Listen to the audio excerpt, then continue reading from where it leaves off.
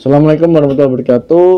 Kali ini kita mau coba sharing ya tentang hal yang agak berbeda, yaitu tentang berita yang populer akhir-akhir ini, yaitu tentang krisis energi yang terjadi di Eropa. Nah, bagaimana bisa terjadi krisis energi di Eropa, kemudian krisis ini menyebabkan naiknya harga batu bara atau komoditas di Indonesia maupun di dunia, sehingga menyebabkan beberapa keuntungan buat negara kita. Nah, kita mau cerita ya. Jadi ini diawali ketika tahun 2020 maupun 2021 ya, ketika virus COVID melanda di dunia, pandemi, sehingga menyebabkan masyarakat itu harus mengalami yang namanya karantina atau mungkin WFH, sehingga banyak masyarakat atau manusia berdiam diri di ruangan atau di rumah atau mengalami karantina, intinya seperti itu. Nah,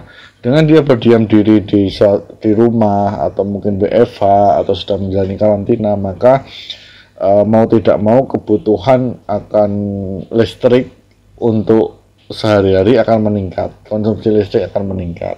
Nah, hal ini menyebabkan konsumsi listrik yang harusnya normal ini akan meningkat. Nah, ditambah lagi dengan adanya musim dingin pada tahun 2021 dan 2022 yang ternyata musim dinginnya di 2021 itu datang terlalu dini. Nah, ini musim dingin yang datang terlalu awal ini disebabkan oleh pemanasan global atau climate change ya. Nah, dengan adanya orang WFH, orang di rumah saja, karantina, sudah menyebabkan konsumsi listrik itu naik, kemudian ditambah musim dingin atau cuaca yang datang lebih awal, sehingga mau tidak mau konsumsi energi ini benar-benar meningkat drastis. Nah, di sisi pasokan gas yang dipakai oleh negara-negara Eropa itu semakin menipis ya. Jadi sumber-sumber gas yang ada di Eropa, menurut informasi yang kita dapatkan di beberapa internet, di berita-berita, adalah semakin menipis. Nah, kondisi ini, satu supply-nya menipis, sedangkan permintaan atau penggunaannya naik tinggi, ini menyebabkan negara-negara Eropa mengalami yang dinamakan krisis energi, sehingga mau tidak mau mereka mulai menggunakan pembangkit-pembangkit listrik dengan menggunakan tenaga batu bara. Nah, ini yang menyebabkan harga batu bara di tahun 2021 meningkat cukup tinggi. Nah, peningkatan harga batu bara ini sepertinya akan terus bertahan di 2022 ini, mengingat pandemi COVID ini kan juga belum berakhir ya. Jadi kita lihat kalau data dari COVID WHO, tampaknya negara-negara Eropa ataupun negara-negara bagian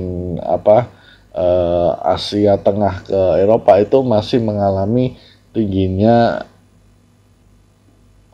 infeksi COVID ya, dikarenakan varian baru tadi. Nah, sedangkan tadi ya prediksi musim dingin yang masih datang terlalu cepat dan sebagainya, ini membuat tingkat konsumsi energinya masih naik. Nah, itu ya, jadi sebabnya kenapa harga batu bara naik, kemudian muncul yang dinamakan krisis energi. Nah, krisis energi ini sudah membuat beberapa negara timbul kekacauan ya, karena kurangnya pasokan gas.